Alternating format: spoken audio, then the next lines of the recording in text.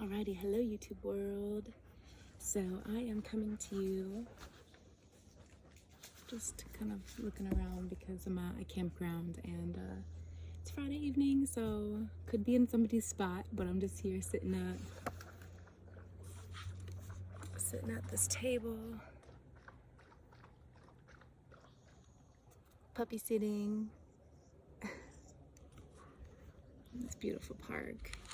Yeah, let's take a minute to honor the land that we're on.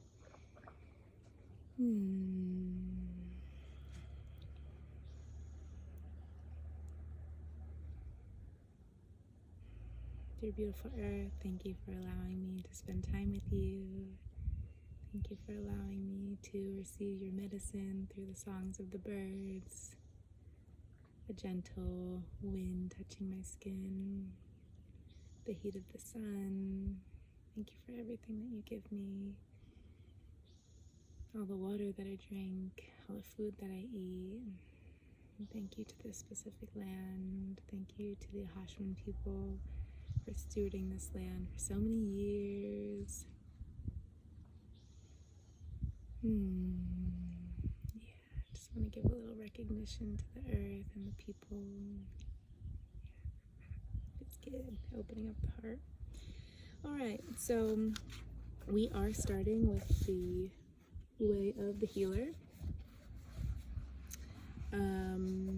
If you are curious about the warrior portion of this book, I have 3 previous videos where we talked through the book and went through a commentary. So now we're beginning on the healer.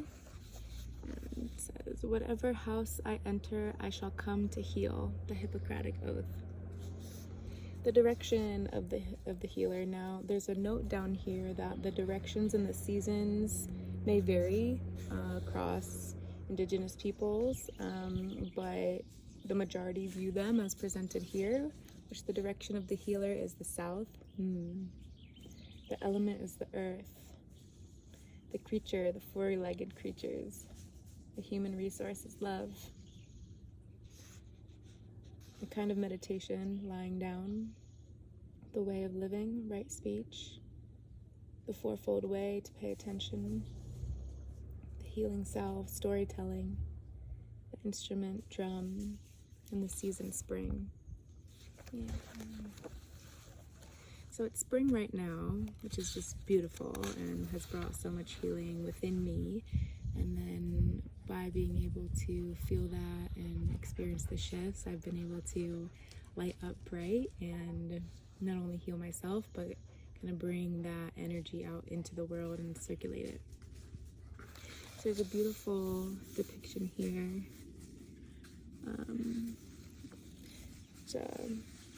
A quote from Antonio Machado from Times Alone.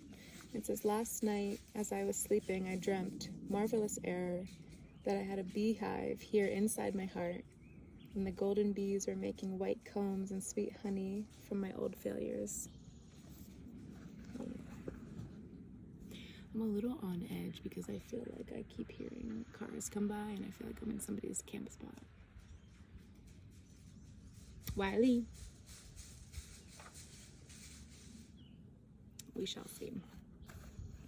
All right. Pay attention to what has heart and meaning. The archetype of the healer is a universal mythic structure that all human beings experience.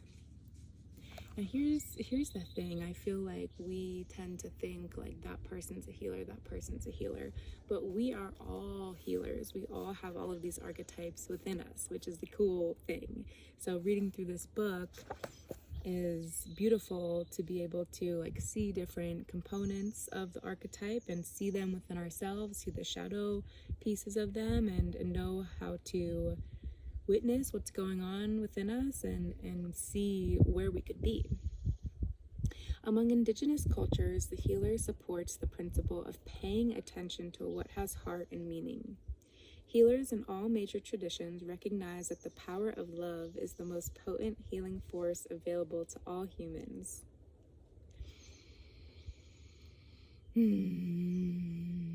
Yes, it is. Wow. Effective healers from any culture are those who extend the arms of love, acknowledgement, acceptance, recognition, validation, and gratitude.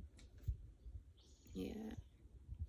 I would say, like, extend those arms of love not just to other people or the earth or spirit, but also to yourself, to be able to acknowledge yourself, accept yourself, recognize yourself, validate yourself, and have gratitude for yourself. Yeah, because all things start from within, and then everything externally is a reflection of within. People the world over consistently acknowledge each other in 4 ways. We acknowledge each other's skills, each other's character qualities, each other's appearance. Oh, he's thirsty. Hold on. All right, you want some water? Come here.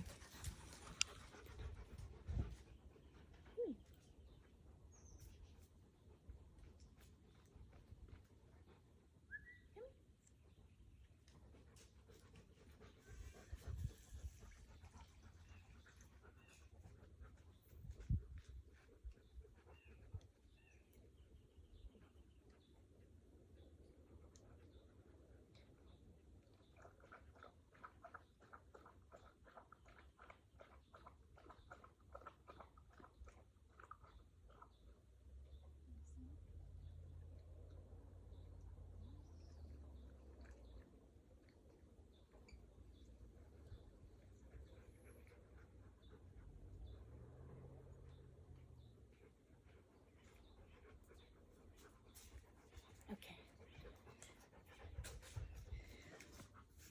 Back. Right. So we're talking about acknowledging. It's interesting. We only acknowledge each other. There's, like, you can categorize it into 4 ways. We acknowledge each other's skills, each other's character qualities, each other's appearance, and the impact we make on each other. Wherever we receive the least acknowledgement is where we may carry a belief or inadequacy or low self-esteem. That's interesting. That is interesting. Healers in any tradition are inherently skilled in the art of acknowledgement. They fully recognize that the greatest remorse is love unexpressed. Probably the most powerful contemporary example of a person who demonstrates the healing power of extending love is Mother Teresa. In shamanic traditions, she would be called a medicine woman. All right, so we are going to talk about the 4-chambered heart. First, I'm going to read a little excerpt here from Brother David Stendhal Rost, Gratefulness, the Heart of Prayer. The heart is a leisurely muscle. It differs from all other muscles. How many push-ups can you make before the muscles in your arms and stomach get so tired that you have to stop? But your heart muscle goes on working for as long as you live. It does not get tired because there is a phase of rest built into every single heartbeat. Our physical heart works leisurely, and when we speak of the heart in a wider sense, the idea that life-giving leisure lies at the very center is implied. Never to lose sight of that central place of leisure in our life would keep us youthful. Seen in this light, leisure is not a privilege, but a virtue. Leisure is not the privilege of a few who can afford to take time, but the virtue of all who are willing to give the time to what takes time, to give as much time as a task rightly takes. I was reflecting the other day, like, what is the spark of energy that gets our heart going and keeps it going? You know, like all of our other muscles, like this arm, like I have to move it. I have to give it activation energy to move it and for it to work. But our heart, it just keeps going. And yeah, my reflection circled me back around to spirit and the earth, and that the earth's heartbeat is our heartbeat. And when we enter, when we enter into this planet, we're tied into that universal consciousness, earth heartbeat, which is so beautiful. It's literally going right through us. Not only to keep us alive in the physical sense of the muscle, but like the spiritual and energetic component that love is capable of being expressed as is so powerful. It's so powerful, you know? All right, so let's talk about the 4 chambers of the heart.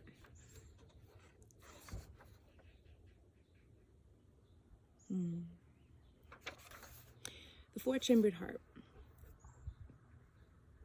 I keep hearing cars, and I gotta say, I'm just like on edge. It's so beautiful to be somewhere and just know that it's just you and nature. And that's something that I'm working on, being able to hold space and hold myself when, hey,